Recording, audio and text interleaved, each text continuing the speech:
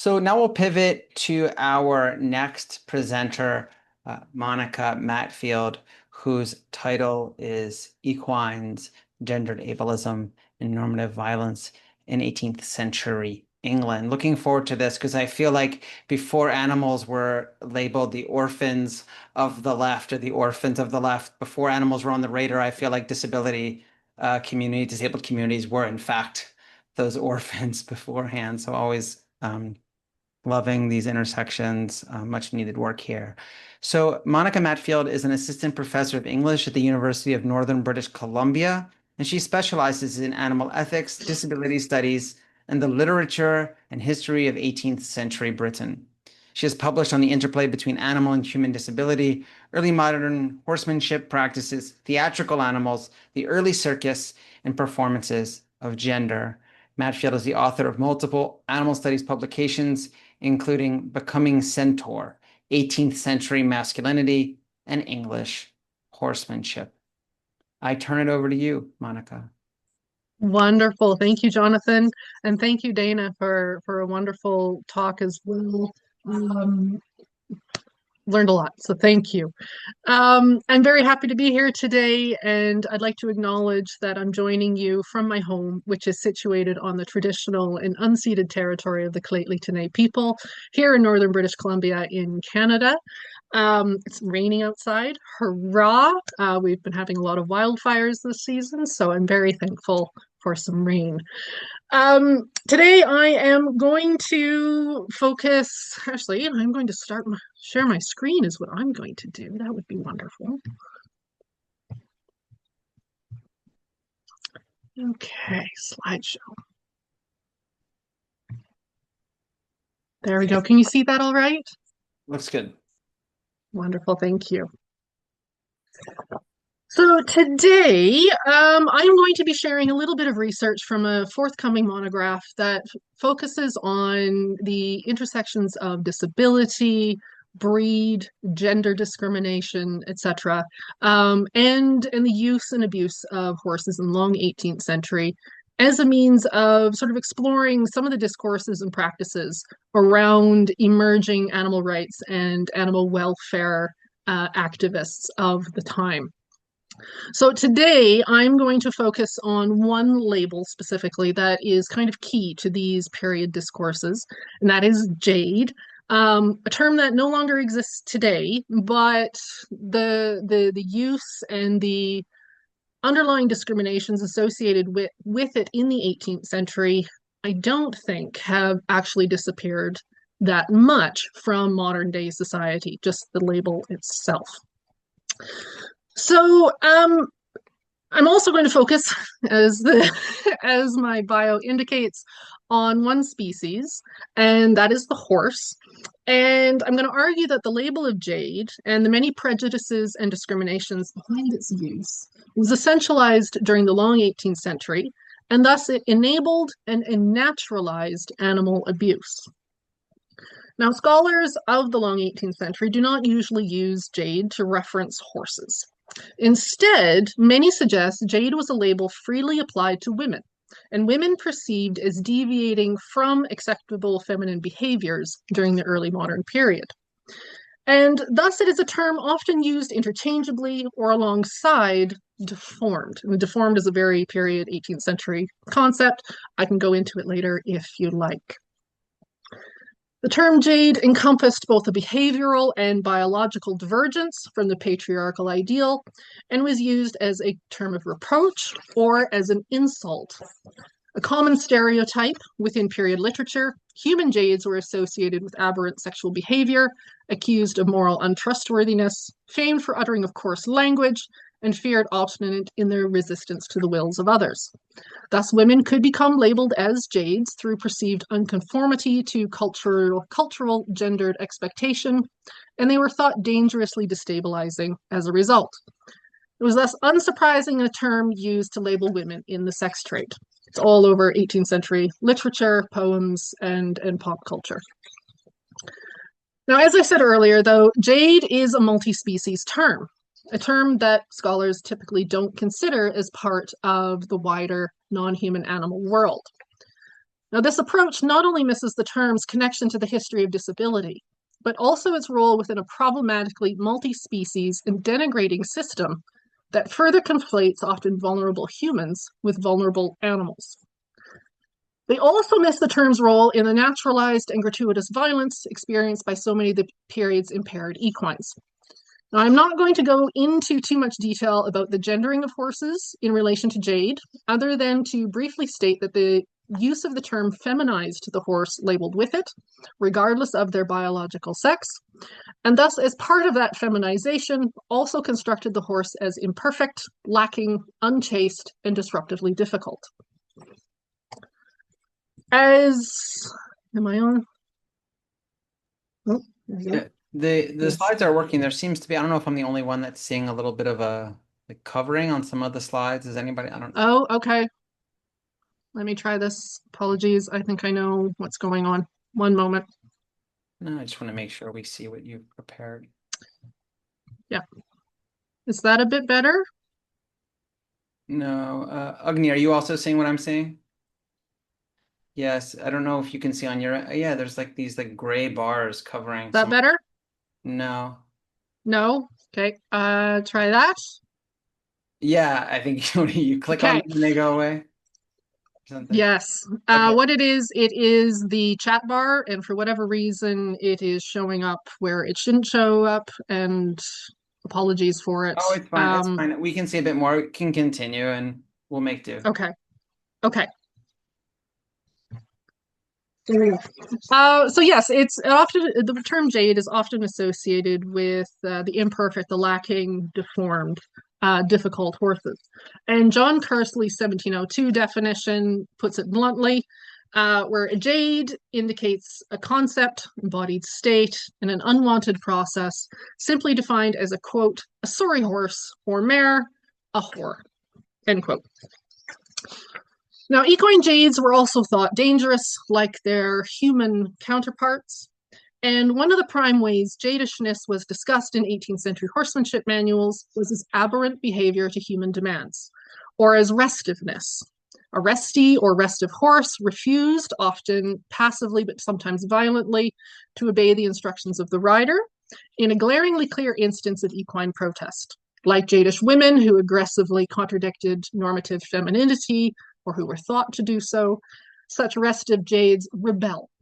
While animal rebellion is celebrated by some scholar activists of animal liberation, in the 18th century, equines who rebel, especially violently, were antithesis to the obedientiary ideal. These horses refused to go forward, sideways, or backwards when asked, sometimes simply standing still or moving in a contradictory direction to the one demanded. Other times, restive horses rear, throw themselves on the ground, run up against fences, trees, or carts on the road, or endeavor to throw their riders in any way they can. In doing so, jades not only imperiled the safety of the riders, but they often confounded the supposed intelligence, reason, and even humanity of the humans who interacted with them. As a result of their worrying superiority to humans, restive horses, or at least those considered so, fell under anthropocentrism's ever-present discriminatory and oppressive labeling system as a standard method of control. Indeed, horses who rebelled were constructed as deformed, jadish, of course, and hence as unnatural. Therefore, to uphold ideas of human supremacy and police the limits of destabilizing animal rationality, jadist discrimination constructed these horses as innately or quote unquote always already dangerous. And here I'm using Christina Sharp's words of the always already. Now, to theorize jadist thought and the equine always already that forms the core of it as a discriminatory, oppressive, and exploitative system, I look to the work of many anti-Black and Afro-pessimist scholars because of their theorizing of how ostracized and labeled undesirable bodies are constructed and come to embody social fears, exploitative hierarchies, and objectifying structures. For these scholars, as they seek to understand the experience of being Black in today's Western world, the experience of being a racialized person of African descent can only exist in, quote unquote, the wake of transnational slavery. Again, referencing Sharp here.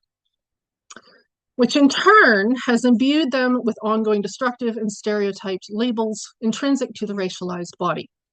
For these scholars, Black is a state of being grounded in the power and objectifying framework of slavery, and about being constructed as inherently not human as a result, as we have just learned from our previous presenter. Now, in today's world, being Black is an experience of being always already dangerous, always already uncontrollable, always already weaponized, and always already embodiments of white terror, according to Sharp. Now, for Sharp as always already, quote, carriers of terror, terror's embodiment, or the ground of terror's possibility globally, end quote, Black people are precluded from its protection and always already subject to its oppressive and deadly violence. Now, while I in no way want to suggest the experience of racialized humans is or was similar to that of jaded horses, I argue that horses as owned objects, and those considered imperfect in the 18th century, experienced their own essentialized constructions of the always already, mediated through anthropocentric interpretations of their bodies, abilities, and expressions of agency. Indeed, jaded horses lived in a state of the always already that determined they were dangerous, cruel, and even unnatural. As such, they were constructed as always already unwanted by the social elite, valueless for most occupations, unideal for all, and hence not only unworthy of care, but unproblematically disposable. These were the horses who were ugly in body and self, and the disabled, the lamed, beings not only imperfectible, but also irrevocably deformed, to use, again, period terminology. Many horsemen logically then constructed jades as beings embodying the always already of cruel, vicious, worthless, ill-tempered horses who were angry, sullen, damned, and fierce in their deformities. They were labeled as, quote, naturally mischievous and dangerous to man, end quote, and most authors argued they must be approached with caution or avoided altogether. His famous farrier Jacques de Solizel argued in 1702, if a horse will not obey but endeavors to go where he will, you are to reject him as a resty jade, ought always to be. For a man should buy horses which have no other will save that of their rider. These kind of horses never quit altogether this vice, and therefore should not be meddled with. Similarly, J.L. Jackson, in his 1765 The Art of Riding, argues that if he is a jade, you may as soon teach an ass to play upon a fiddle as to bestow your labor on such a dull, headstrong beast. To do so, it was feared, would result in failure at best and the loss of life or limb at worst. While all animals experience speciesism, jades' lives, constructions, and representations are unique to their bodily and subjective selves. Their construction, as always already, is predicated upon the appearance of the imperfectible, the absolute unideal, subject to its own unique form of intersectional discrimination, which I call jadism, and I'm not entirely wedded to the term, but it kind of works.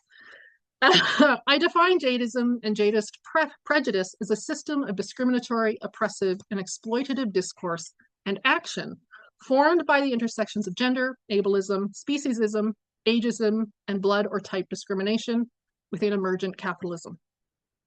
It is a binary system that defines, ranks, classifies, shapes, and negates horses based on bodily and behavioral definitions of horse, capital H, horse, which is the ideal and human desire of what a horse should be.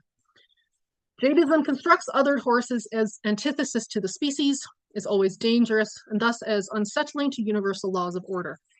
It is enacted or made visible through the moment of disability, deformity, or impairment, along with expressions of equine agency, anthropocentrically interpreted as unwanting, upsetting, or threatening. As such, jadism seeks to maintain species hierarchies and separations between horse and human, between quote-unquote acceptable and unacceptable bodies and behaviors, and it relies upon violence to do so. Indeed, jadism polices and seeks to control bodies not only through speciesist exploitation, but frameworks of naturalized, gratuitous violence removed from ethical morality. For jades, I suggest the moment a horse, capital H horse, which is male, perfectible, biddable, and of course beautiful, becomes labeled as a jade through gender, birth, natural defect or deformity, injury or becoming impaired, illness, age, or accident, this is the moment that disability, speciesist, and jadist prejudice come together within the always already jaded body to enact violence towards the equine. Thus, the labeling of a jade is the moment when the unique always already of herself comes to dominate human views and behavior towards her. This is the moment, I argue, where she also becomes subject to violence. We can see the naturalized violence within jadism in this example. It's from The Modern Husbandman of 1750. And in this publication, William Ellis recalled his experiences with a restive mare. Ellis records how he became a victim of a horse dealer who dishonestly claimed the mare he was selling was free of impairment, especially in her eyes. He writes, "But I was deceived, for her eyes began to fail at 4, and she proved not only a jade in the collar, but a most stubborn, unlucky bitch besides." And apologies for the language. If the boy struck her at plow, she would answer it every time and give a vehement strikeout, insomuch that I was forced to have trace ropes made on purpose to hook to the collar, that the boy need not go near her hind legs. And in the team, if she was much whipped, she would sit on her arse and defy any such remedy. In short, after keeping her about a year, I luckily got a swap at the same fair, and thus as she came, she went. Now, the mare was prematurely blind. She was only 4 years old, and as the always already of her jaded state ensures, she was apparently and stereotypically possessed of an incurably stubborn, intractable, and dangerous disposition. In jadish fashion, this cart horse, or what Samuel Johnson defines as a vile horse in his dictionary, she fought back against the imposition of human direction. This mare refused to comply with directions from the whip and violently made her own opinions on the matter eminently clear. As a result, the blind mare was unsurprisingly understood as a jade, with the negative gendered connotations and state of always already associated with the word. However, what is surprising is Ellis's label of bitch. Its use is shocking, and it is a term with multiple connotations during the 18th century. Commonly used to reference biological females of a wide range of animal species, dogs, wolves, foxes, otters, etc. Bitch could also apply to human women, as it can today, and it's used as a term of reproach.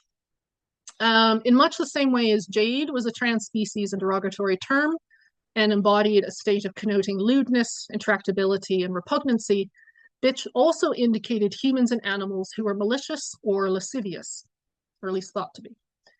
These definitions of bitch are present in Ellis's use of the word to describe his blind mare. However, as an equine with deformities and impairments, the mare is already lesser than the ideal, and as the use of the word jade indicates, while the word bitch further animalizes her. Now, as a quote-unquote blind bitch, I argue, and like so many other enslaved or previously enslaved human beings who live within the always already of violence, dehumanization, and disability, the mare becomes other to her species. She becomes at once stereotypically animal, a brute, with all the speciesist irrationality, muteness, uncontrolled sexual connotations, and inability to suffer that often accompanies that monolithic status. However, I argue as a result of the intersections of her jade status with speciesist logic, she also becomes a sub-horse, a non-horse, always already separate from her species. As a disabled mare, she fundamentally cannot be a horse, capital H. Her gender, blindness, resistance or apparent resistance, and overall jadishness preclude that species belonging. For this mare, subject to jadism, she is a non-horse and denied the care and attention afforded to her non-deformed equine brethren. She is no longer a beloved being, but becomes an exploitable creature whose impaired state enables discrimination and an always already painful life.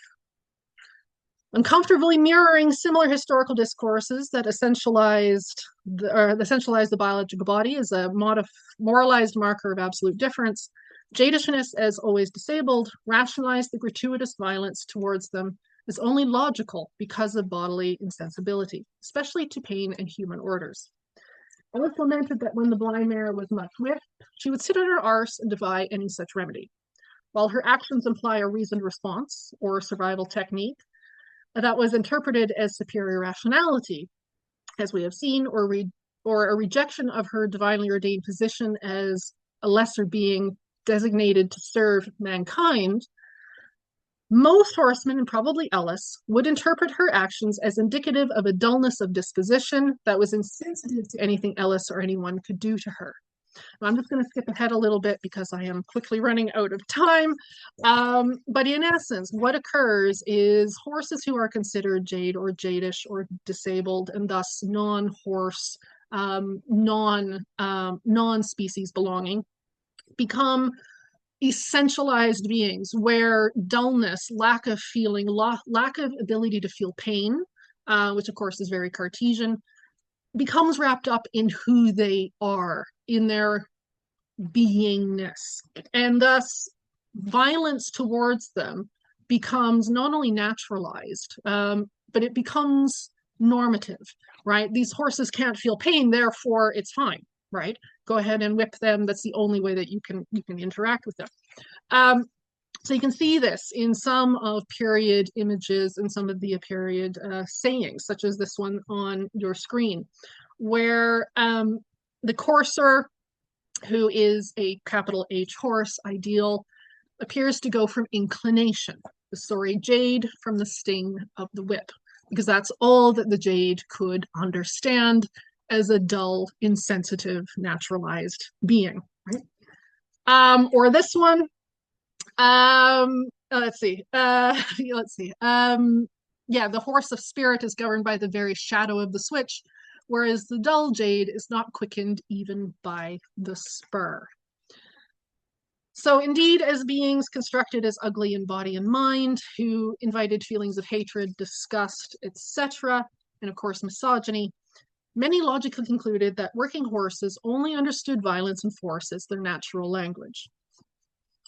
Let's see. Okay. Thus, for our blind mare and for many other jades, the use of the whip not only came to be understood as an indispensable and preferable tool of equine human communication, but its use, often vigorous use, was socially acceptable because it was natural to what the jaded horse's state demanded. Indeed, in many instances, it became unnoticed in its naturalness. As Nirma Aravelis questions when looking at human disability, and a central question when looking at equine disability, quote, has there not been an almost continuous progression of deliberate and gratuitous violence enacted against bodies deemed disposable commodities by social, political, and economic institutions? A violence that is so pervasive and naturalized that it is almost invisible unless we are called upon to account for it. For many jaded beings of the 18th century, they were the quintessentially disposable creatures, subject to jadist frameworks of naturalized and gratuitous violence that remains unnoticeable and thus removed from ethical morality. Now, of course, this was a process many animal activists of the period condemned, but unfortunately, that's a story for another day. So thank you very much.